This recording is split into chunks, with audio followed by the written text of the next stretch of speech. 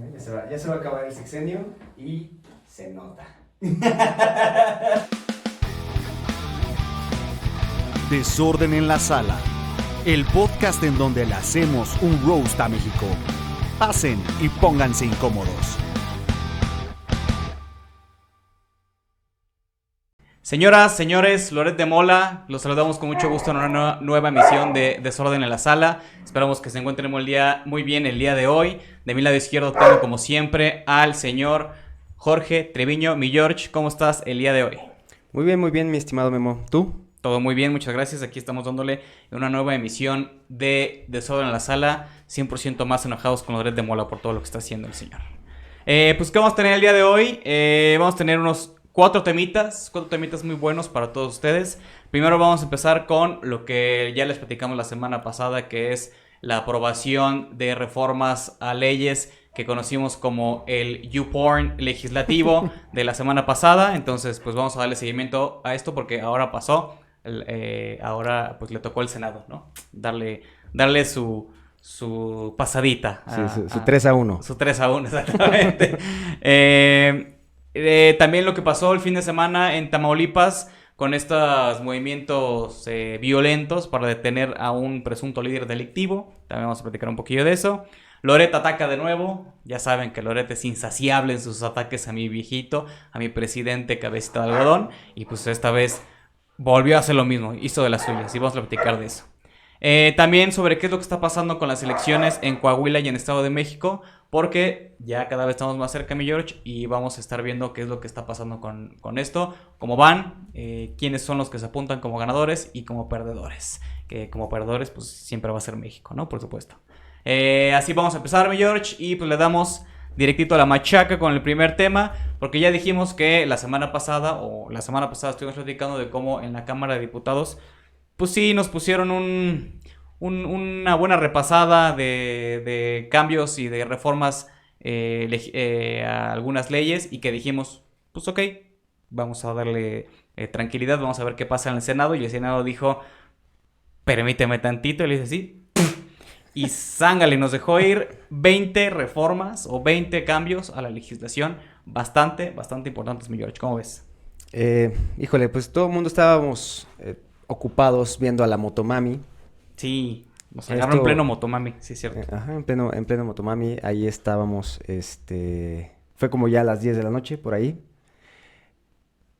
Híjole, creo que es algo que yo creí que no iban a hacer. Creí, inocentemente, después de 5 años, todavía creí que no lo iban a pasar así. Pero pues ya nos están dando otra vez una muestra de cómo realmente pues, los políticos operan. No es la primera vez que hacen cosas así, pero pues sí, tiene un poquito de todo.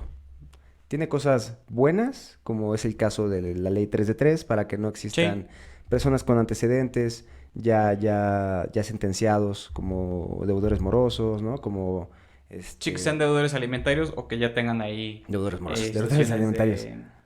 De violencia de género. Entonces, eso la verdad es que me parece muy bien. Tiene temas que la desaparición del INSABI, que también pues ya lo platicamos la semana pasada. La inscripción de las pymes en la bolsa, lo cual resulta algo interesante para poder financiar estas empresas. Tiene cosas más o menos que no sé exactamente para dónde se puede inclinar la balanza, como el tema de la reducción de edad para los cargos públicos, ¿no? Estos muchachos que, si bien es cierto, pudieran hablar de una agenda joven, la según está en qué tanta preparación real y experiencia puedan llegar a aportar al país, y también quiénes vayan a acceder a esas curules, ¿no? Y no vaya a ser nada más pues los hijos de, los conocidos de, y pues toda una plataforma como la del Niño Verde en su momento. Pero pues también hay otros asuntos que requieren un poco más de atención por la gravedad que pudieran suponer, que es todo este poderío, todo este beneficio que le siguen dando a la Secretaría de la Defensa Nacional, y como lo hablábamos la semana pasada, traerlo y convertirlo ahora en un operador económico y político, del cual no sabemos exactamente qué circunstancias guarden esto para la próxima administración. Sí. Entonces, Los salvazos legislativos nunca creo que sean lo correcto. Está manchado perfectamente de inicio a fin el cómo lo hicieron los procedimientos legislativos, en este caso. Y pues eventualmente va a dar a la Suprema Corte de Justicia, lo cual lo hace probable que tiren varias de todas ellas. Precisamente por eso, ¿no? Por haber fallado en el procedimiento. Y ya aquí como un esquema un poquito más profundo, a 4 o 5 años de esta cuarta transformación, Memo, creo que le hace falta impacto, creo que le ha faltado ímpetu a la supuesta transformación, porque no le hemos visto con la capacidad o poder de realmente transformar, de realmente implantar nuevos esquemas legislativos, en este caso, de políticas públicas. Y estos errores han sido más bien la marca de ello. O sea, si la intención era transformar, si la intención era dar un giro de timón muy gráfico, muy evidente, errores tan simples como estos, pues nada más lo demoran, lo manchan, lo hacen pues la marca de la casa, ¿no? Una ineficiencia, una ineficacia, una ineptitud al momento de querer gobernar. Sí, había o sea, siempre nos habían comunicado esta intención de quererse desmarcar de las prácticas de las que la gente estaba muy harta ya. Y cuando pasan este tipo de situaciones, vemos que pues realmente no estamos nada alejados de las situaciones o de las prácticas que se llevaban desde hace mucho tiempo. Y creo que hasta el discurso del presidente, cuando habló de estos temas, fue hacia allá. O sea, cuando le cuestionaban sobre esto, decía, pues sí, es lo que hacían antes. Pues sí, papacito chulo, pero es lo que tú dijiste que no ibas a hacer, ¿no? Ajá. O sea, es ese tipo de prácticas en las que sí hubo violaciones a la ley, sí hubo falta de técnica legislativa, o sea, no hay forma de decir que no. Hicieron una práctica totalmente indeseable que tiene que terminar en la corte. Ahora, ahí hay un punto bien interesante.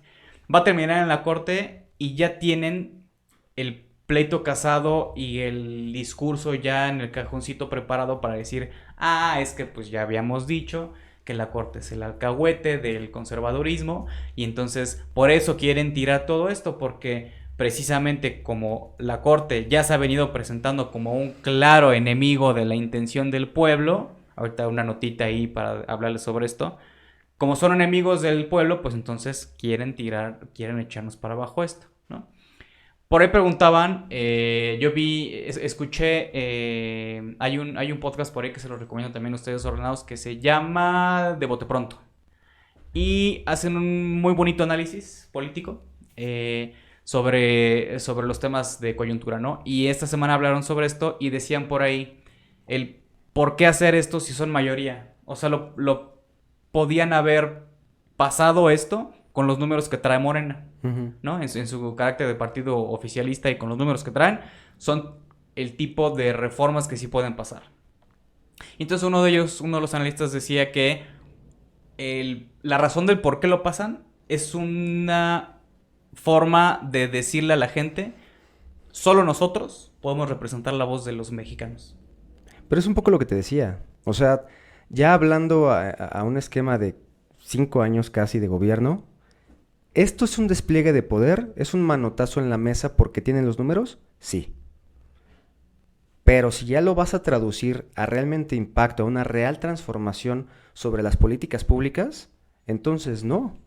Porque si te lo van a tirar en 2 días en la Suprema Corte, entonces, ¿de qué sirve que hagas todo el escándalo, que hagas toda la parafernalia, que te dejes ver como un ente político exactamente igual como los anteriores, si en realidad no va a tener esto una consecuencia positiva para el país? Se va a quedar en mera discusión. Yo creo que lo hacen porque ya saben que pueden después, con la reacción de la Suprema Corte de Justicia, capitalizar políticamente con ello.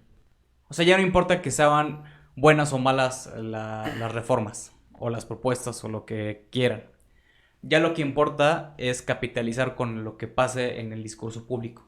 Entonces, si después nos vamos a poder pelear con la corte y en 1 o 2 años vamos a poder promover una reforma al Poder Judicial muy profunda en los términos en los que queremos, pues vamos preparando el terreno para pelearnos directamente con la Híjole, no le quiero dar como tanto beneficio a que realmente tengan este ajedrez tan elaborado y tan avanzado sobre mover fichas tan distintas y que eventualmente suceda un impacto a la Suprema Corte. Creo que no son así de inteligentes.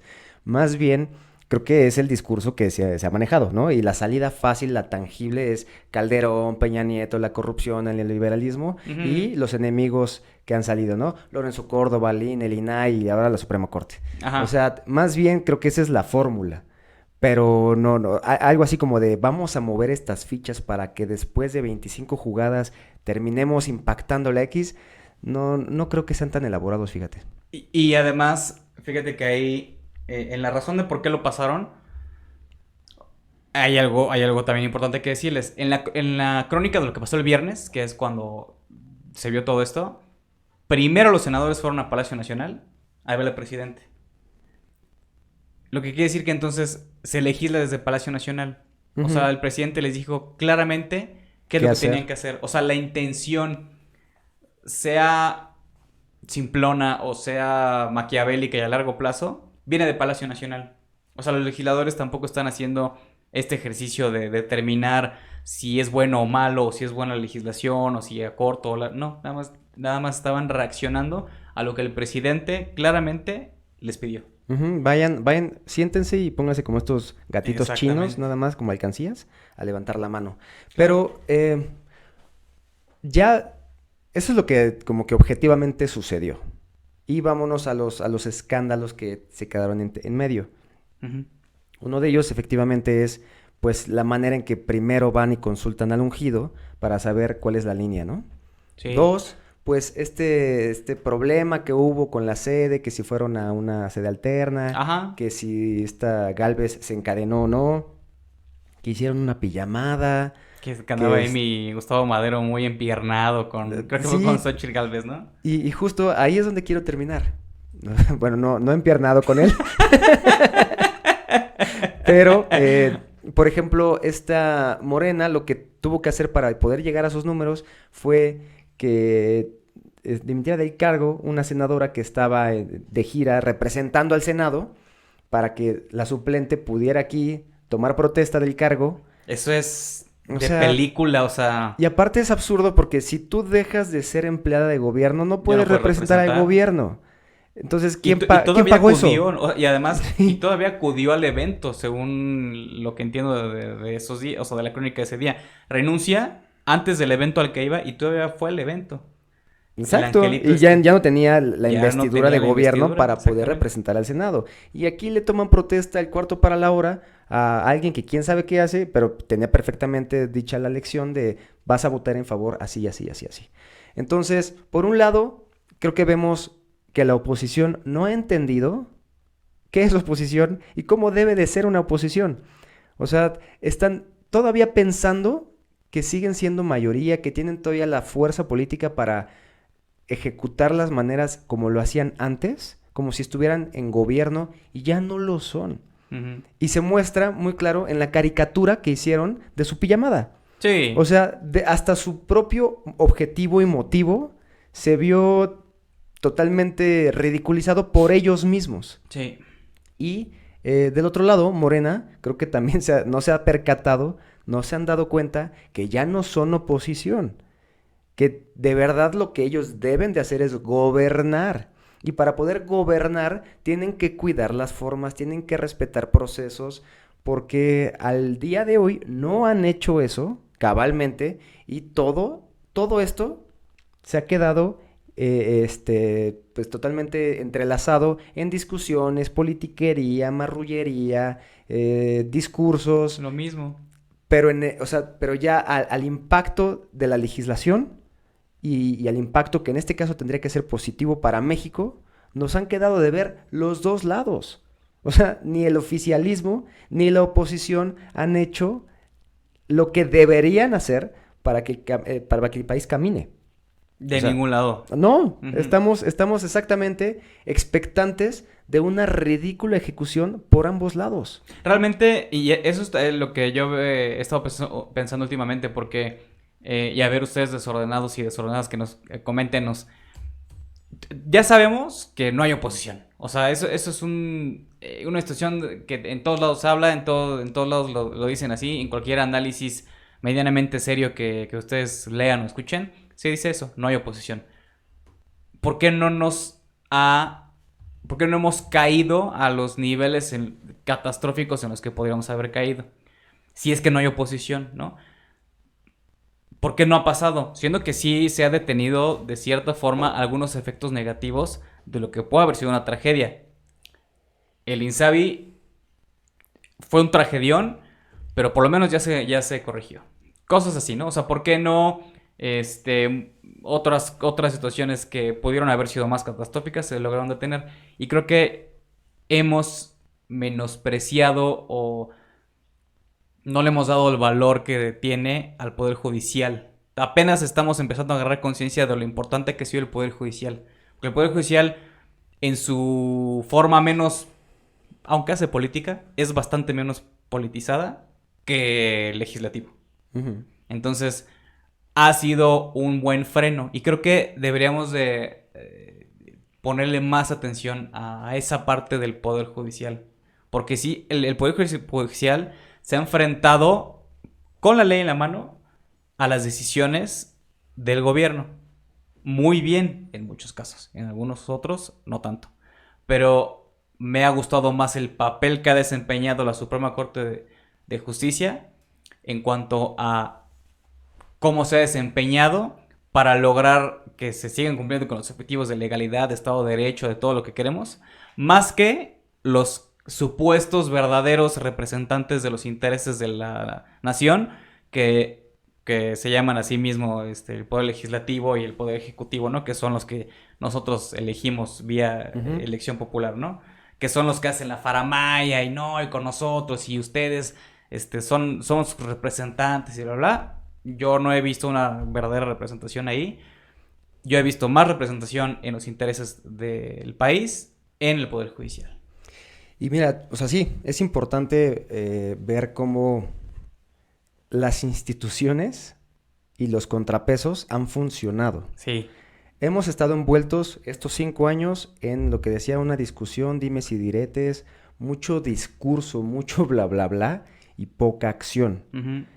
Y las veces que se ha intentado, porque eso sí, no se han cansado de intentar de derribar pilares institucionales, o sea, han destruido mucho, pero creo que han resistido en cierta medida el tema de la democracia, el tema de la representación ciudadana, el tema del poder judicial. Sí, o sea, muestra de que de que dos cosas, de que las instituciones son precisamente los cimientos de cualquier administración y de cualquier gobierno de cualquier país. Sí. Junto con la división de poderes en este caso. Y dos, que precisamente o sea, no tendrían que funcionar, no sería tan evidente el funcionamiento de las instituciones y del equilibrio de poderes si no hubiera un intento asiduo desde el 2018 de desequilibrarlo y de derribarlo y de cooptar y de concentrar poder. Uh-huh. ¿Me explicó? O sea, si esta administración no tuviera tanto ahínco y tanta hambre por concentrar y derribar otros contrapesos, no veríamos perfectamente cómo es que han funcionado cómo se repele en la dichos contrapesos y dicha estructura de instituciones. Okay. O sea, es la evidencia ahí, ¿no? Es muy buen punto. Quiere decir entonces que sí tenemos instituciones fuertes en México que han aguantado el embate, ataque claro, diario de esta administración. Y se ha perdido mucho. Y aquí podríamos meternos a un análisis, deberíamos de meternos a un análisis de cuándo sí fue bueno, de cuándo no fue bueno, de qué tan bueno pueda llegar a ser, y lo que hemos dicho, o sea, no se trata de llegar a dar machetazos, sino de que quizá tengamos que nada más hacer un tema estratégico, quirúrgico, metodológico, sobre una modificación, sobre algo que ya exista, ¿no? Totalmente de acuerdo. No nada más llegar y derribar y derrumbar y concentrar, ¿no? Eso no ha funcionado. Entonces, son ejemplos, son muestras al día de hoy, a 5 años, en donde la verdad no hemos cambiado mucho de muchas cosas. O sea, el país sigue el mismo rumbo, la misma línea en general de la que teníamos en 2018, ¿no? Pero por lo menos en violencia, pues ahí le llevamos, ¿no? O sea, estamos en un país cada vez más violento, aunque le den la maroma que quieran. Por eso, o sea, es la tendencia de las gráficas. Uh-huh. La tendencia de las gráficas sigue más o menos igual. ¿Dónde la vas a ver cambiar? En la economía, en la pobreza, en la violencia, en educación. Uh-huh. O sea, sí hay tendencias que están empezando a virar, que están empezando a estabilizarse, que están empezando a subir o bajar, dependiendo cuál es el tema. Pero, por eso digo, yo no veo una transformación. Yo no veo que se hayan cambiado los pilares realmente para que el golpe de timón sea contundente dentro de las siguientes administraciones. O sea, se ha quedado todo en discurso. Uh-huh. Llevamos 5 años perdidos en ese sentido, envueltos en muchas notas, en mucho escándalo, pero sin contundencia para beneficio legislativo del país. Todos los días estamos en un torbellino de noticias y a veces es difícil mirar el panorama completo, ¿no? Estamos muy escandalizados con muchas cosas que pasan todos los días. Y creo que ahorita ya por lo menos que ya va a terminar el sexenio, bueno, que todavía falta, pero cuando termine el sexenio, estaría bueno ya ver el panorama completo. El déficit fiscal que se nos puede venir por la falta de recaudación que se está empezando a ver, puede ser un tema fuerte. Ah, ¿viste? Si el mismo presidente está diciendo que puede que sí haya una crisis, pero que no va a ser su culpa, que va a ser hasta el 2025, a mí me suena muy mal. O sea, si no pensara que sí de verdad se nos viene un tema fuerte de déficit fiscal, no diría nada. Diría, no, vamos requete bien. ¿Y viste la tabla que hizo Viri Ríos? Una tabla histórica sobre la recaudación. Ajá. Y el crecimiento fuerte lo hizo Peña Nieto. Sí. O sea, irónicamente, con escándalos de corrupción, con indefendibles como los Duarte, recaudó, o sea, creció la recaudación y esta administración lo que ha hecho es mantener esos parámetros. Sí. Pero esta versión donde López Obrador ha hecho modificaciones para que crezca, pues en los datos dice otra cosa. Sí, y esto lo platicamos en su momento, o sea, lo dijimos como una cuestión positiva, la recaudación que había a grandes contribuyentes cuando se trataba de estrategias de cobrarles impuestos ya de operaciones pasadas. Y no recuerdo si lo dijimos así de claro en ese momento, pero ok, eso es algo bueno, pero en algún momento se te iba a acabar, en algún momento iban a acabar los grandes contribuyentes a los que podías casi extorsionar para que te pagaran los impuestos que te debían. Pero sin modificar las leyes, sin hacer nuevos impuestos, sin cambiar la estrategia, sin ampliar la base de cuántas personas pagan impuestos. Ibas a regresar a la media. Ibas a tronar. Claro. Y entonces, pues es la bronca en la que estamos actualmente, señores. Pues sí, pues ahí está mi George. Entonces, así fue este rollo de lo que pasó con el Senado. Sí hay cosas positivas. Hay que ver qué pasa cuando llegue todo la corte. La posición creo que debería ser lo que hemos dicho sobre quirúrgicamente, sí decir, a ver, o sea, la cuestión de la ley de 3 de 3, ok, lo de Insabi, qué bueno que se eliminó, e ir como haciéndolo más metódicamente, ¿no? Pero bueno, vamos a ir viendo qué pasa con la Suprema Corte y seguramente aquí lo platicaremos, señores. Después, pues bueno, ustedes vieron que nos tocó un fin de semana bastante violento en Tamaulipas. No importa cuando veas esto. Si ustedes viven en Tamaulipas, solamente lo conocen como fin de semana, ¿no? ¿Qué pasó? Pues que hubo una detención. Obviamente empezó, pues como ya sabemos, con la historia conocida de repente se desata la violencia en las calles y la gente no sabe evidentemente por qué. Se reportaron bloqueos y una jornada bastante intensa de violencia, sobre todo el domingo, en los municipios de San Fernando, Matamoros y Reynosa, en Tamaulipas. Ya después nos enteramos que fue por la detención de Hugo N., conocido como La Cabra, y que es presunto líder delictivo en Tamaulipas. También se aseguraron 600 pastillas de droga sintética, no antojen, dos GPI. armas de fuego, GPI, 2 cargadores y 37 cartuchos, mano. El 30 de abril, la Secretaría de Seguridad Pública... ¿Qué se creían? ¿Centro penitenciario o qué? ¿te acuerdas? No, manches, todo lo que se... ¿Te acuerdas que platicamos aquí que una Homer se había encontrado? Exacto, sí, es lo mismo. Es lo mismito. El 30 de abril, la Secretaría de Seguridad Pública informó que tras la activación del Código Rojo, que es justo lo que platicamos, 2 civiles fueron abatidos en la región de San Fernando, donde además se aseguraron 6 vehículos, armas y se desactivaron los bloqueos en Matamoros y Reynosa ya para el 30 de abril. Y bueno, pues eso fue lo que pasó. Es un ejemplo más de cómo sí estamos sumidos en la violencia. O sea... Y cómo si hay un control. Y cómo si hay un control. O sea, no es de hoy, no es cierto. O sea, también el exgobernador Cabeza de Vaca, que de hecho es prófugo en este momento, pues sí, fue muy partícipe, ¿no? Fue sobre lo que está viviendo de violencia ahorita Tamaulipas. Sí. Pero continúa.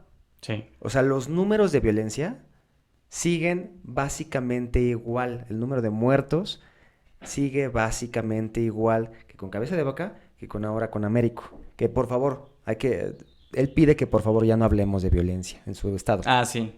No va a ser que lo hagan quedar mal, ¿no? Sí, pobrecito. Porque ese es el problema, no la violencia, sino que hablemos de violencia. Exacto, que hablemos de lo que está haciendo mal. Entonces, Tamaulipas, Tamaulipas, ya iba mucho tiempo. Sí. Y lamentablemente no creo que sea, de verdad, porque esté un partido o esté otro. O sea, creo que Tamaulipas es respuesta, más bien es consecuencia de una política de seguridad que hemos platicado, ¿no? No se ha hecho realmente el análisis, no se han tomado las medidas de políticas públicas necesarias.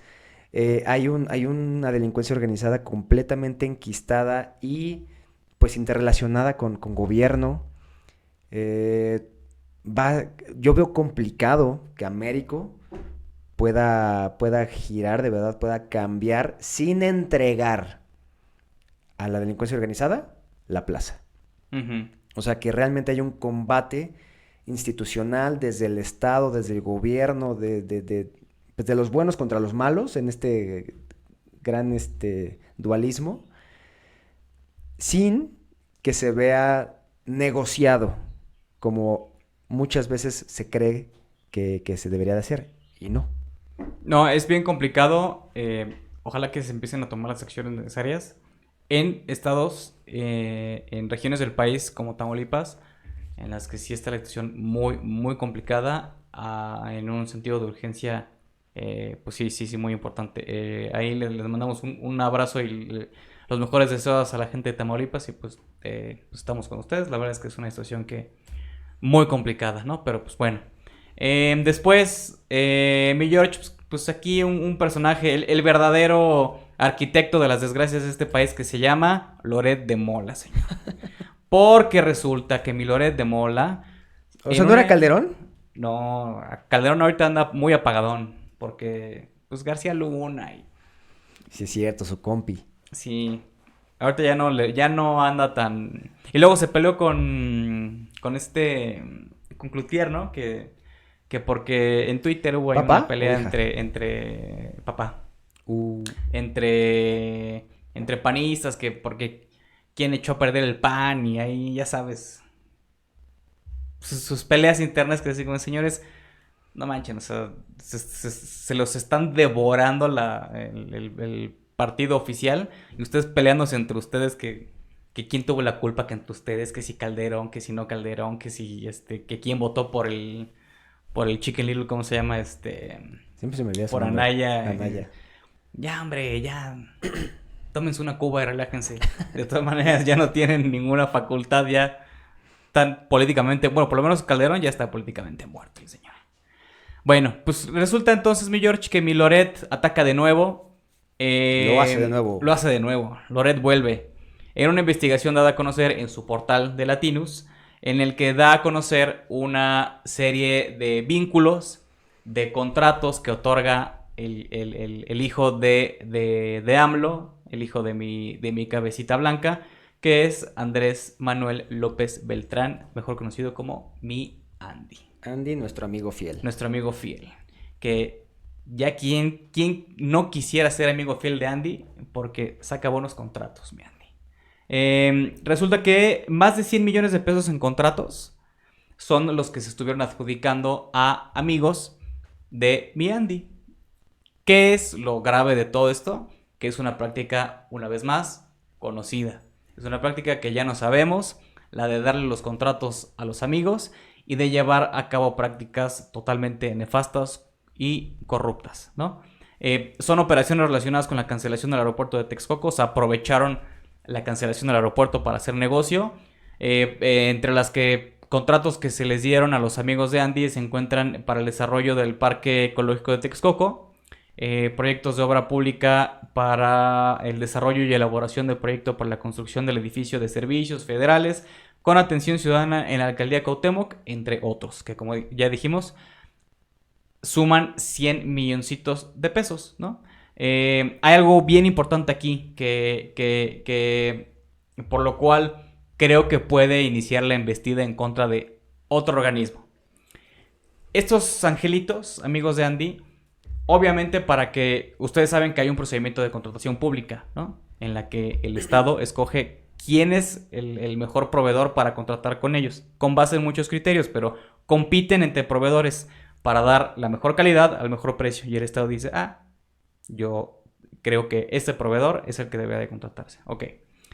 Hay una práctica entre proveedores monopólica en la que los competidores, los proveedores que quieren adquirir un contrato público, que quieren que se les dé un contrato público, se ponen de acuerdo sobre cuánto van a cobrar. Entonces dicen, ok, todos nos ponemos de acuerdo en cuánto vamos a cobrar, todos lo vamos a cobrar, vamos a poner un número X, todos vamos a cobrar 10 pesos, o todos vamos a decir que cobramos 10 pesos.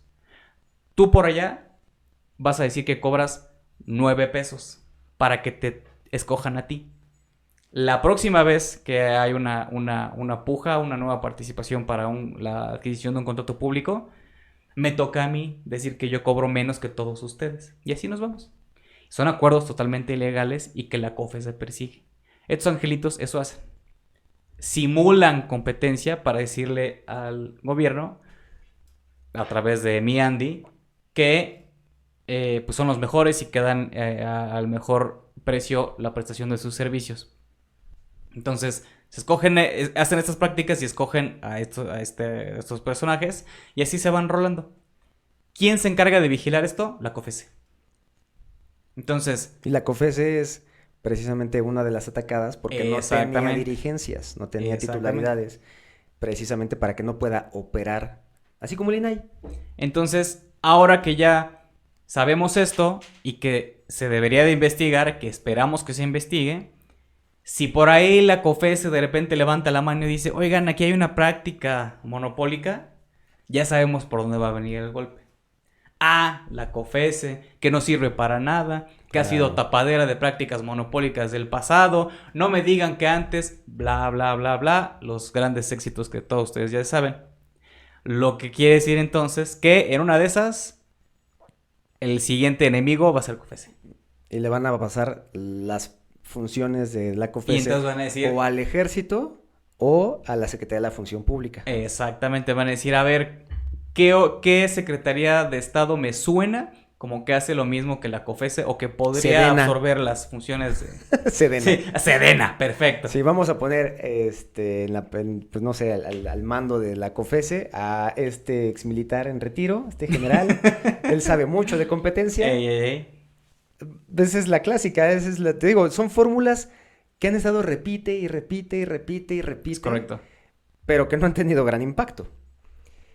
¿Qué están haciendo, Memo? Lo mismo que se hacía antes. O sea, aquí les voy a desdibujar tantito de qué partido sean, pero el influyentismo es el mismo. Uh-huh. El influyentismo para hacerse de bienes inmuebles, como Laida Sansores, como Alito Moreno, como la Casa de Houston.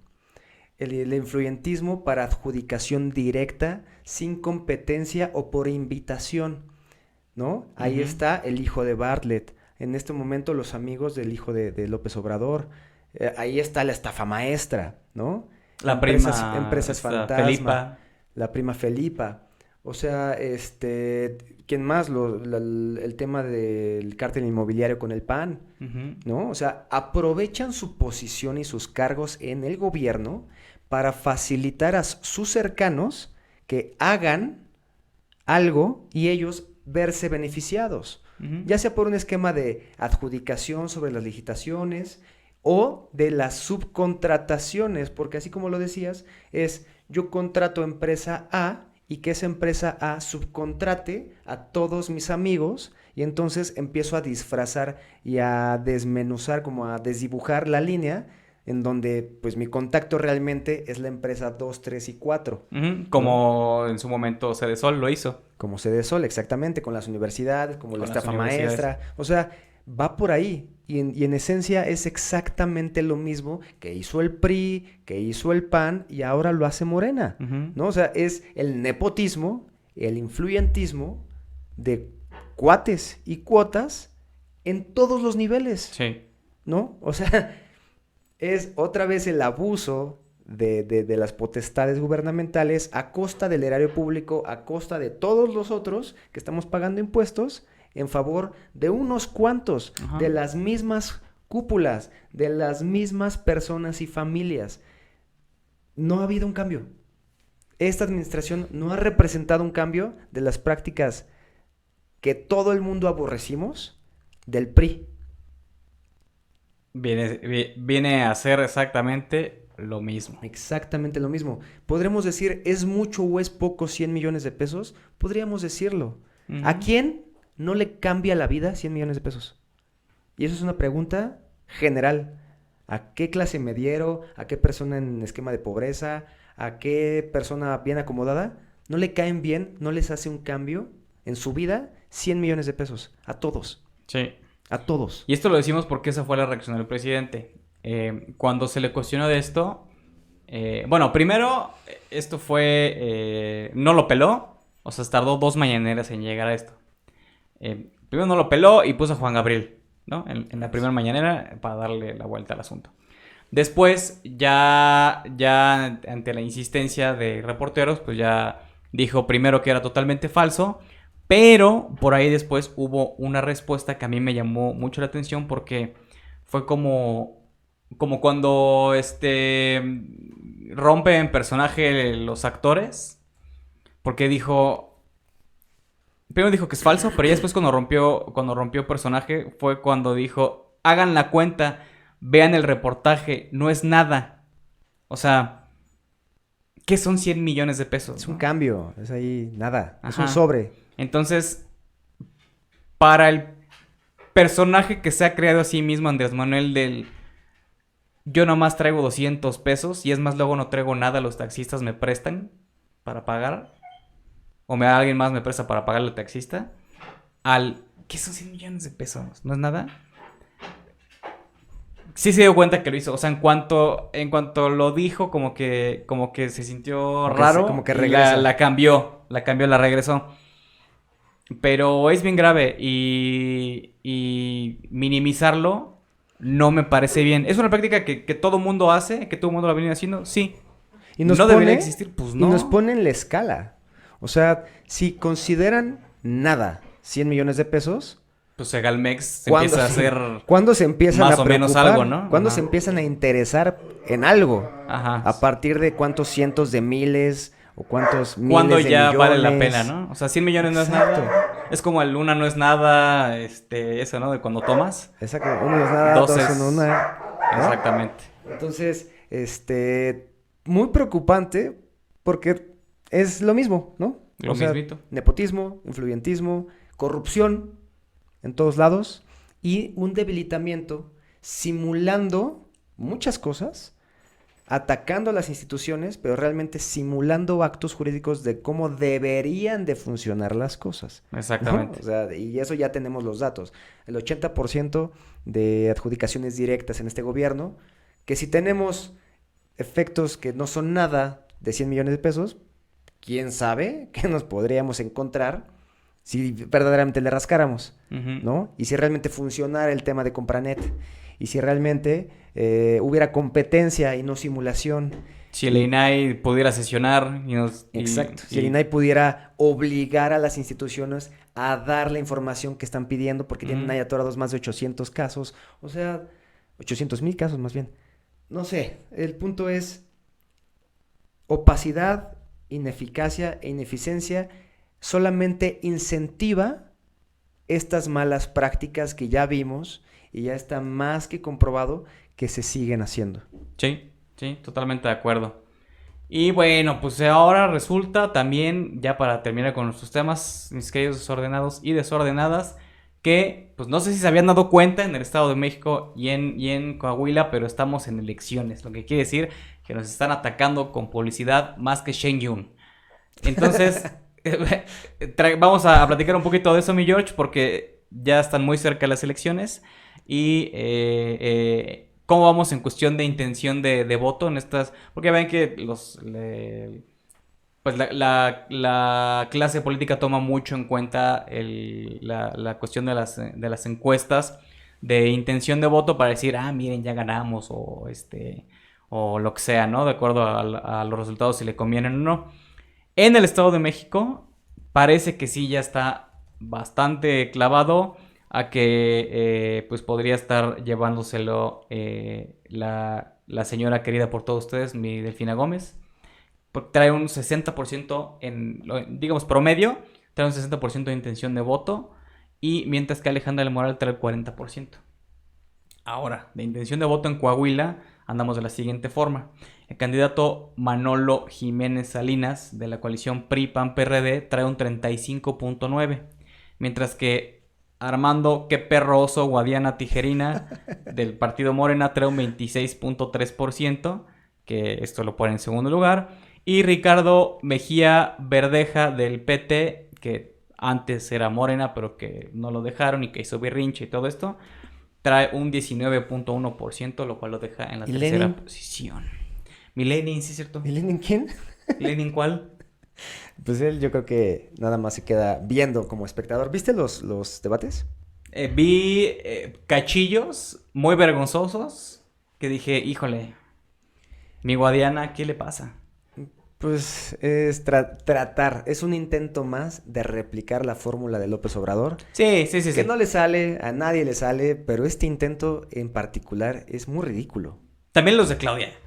Ahora que Claudia está en clara y franca campaña anticipada, también en público habla muy al estilo de AMLO y es así como... No. Pero ella es aburrida, ella simplemente, ella y un pedazo de adoquín es lo mismo, ¿no? Sí, o sea, te emocionan igual.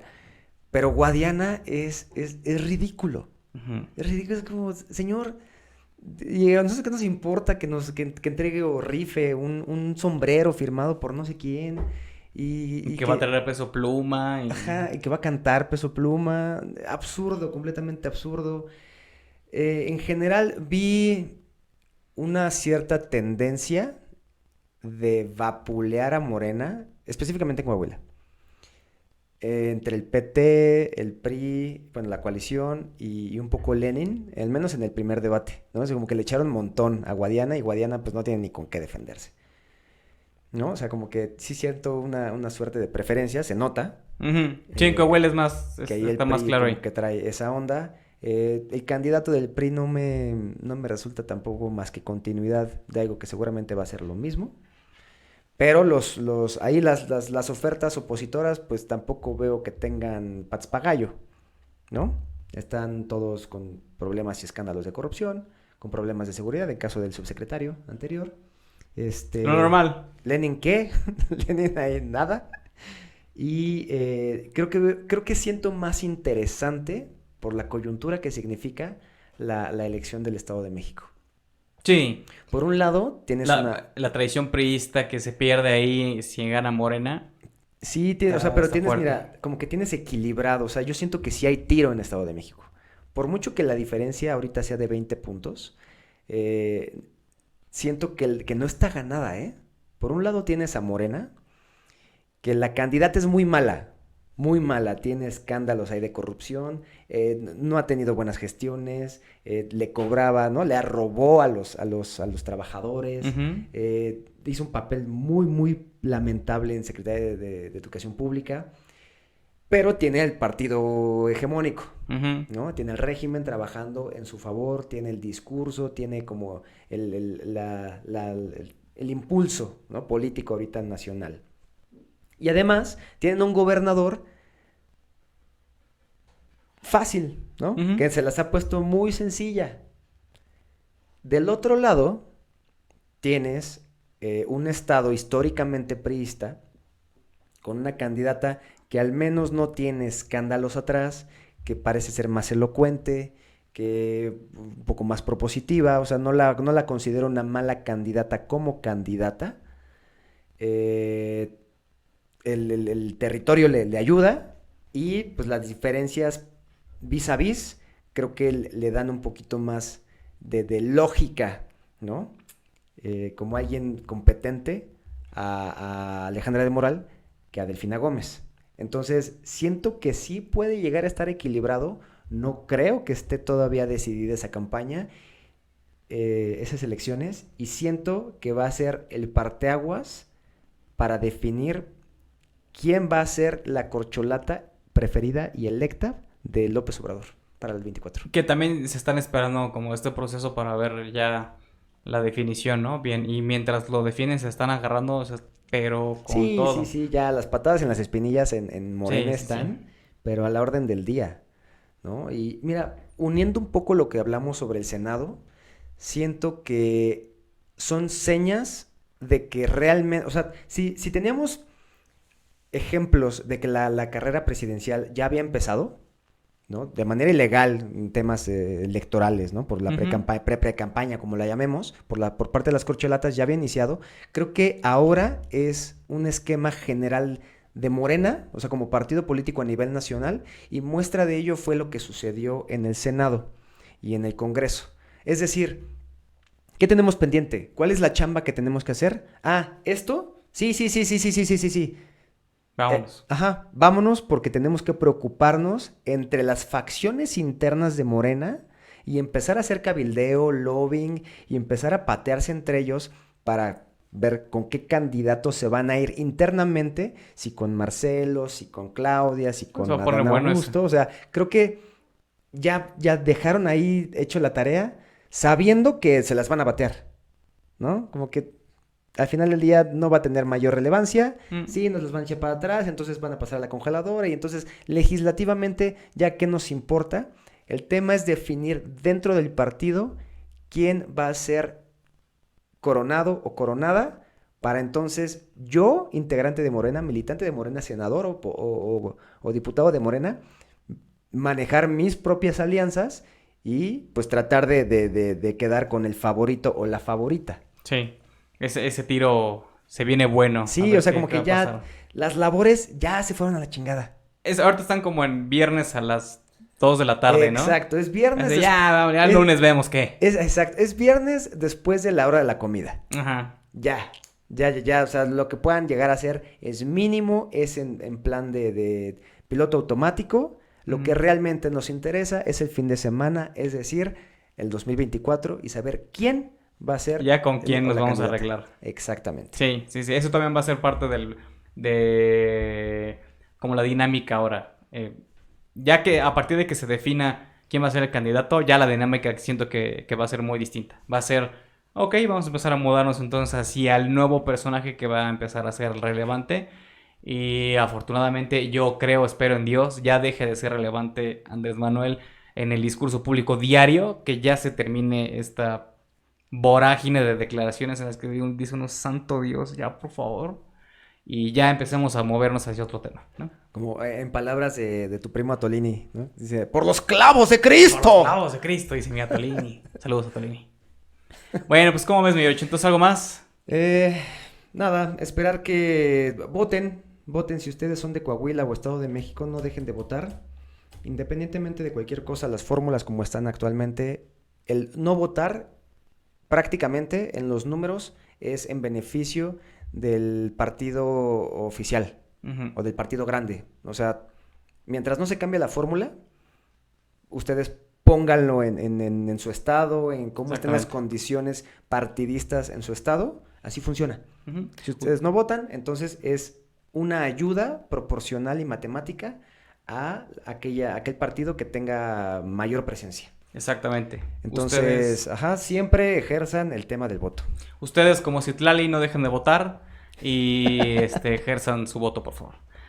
Bueno, pues nosotros nos despedimos, señores. Muchas gracias. Ya saben lo que tienen que hacer. Manita levantada, que su nos gusta, que no nos gusta, que si no saben de historia, que si lo que quieran, pónganlo ahí. Ustedes que si no hablan de dictadores y de dictadura, que son los que saben de dictadores. Ustedes no saben de política. Ajá, ustedes no saben nada. Y no sé qué. Pues pónganlo y les contestamos. Siempre estamos muy abiertos a que nos pongan.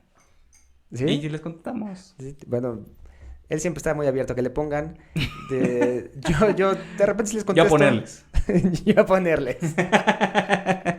No, ya saben, compartan, suscríbanse, likes, comentarios. Sí, efectivamente, nos gusta que nos comenten. Entonces, no dejen de hacerlo para que esta audiencia siga creciendo. Y pues nada más, si no tenemos otra cosa, yo fui Jorge Treviño. Guillermo Buitrón.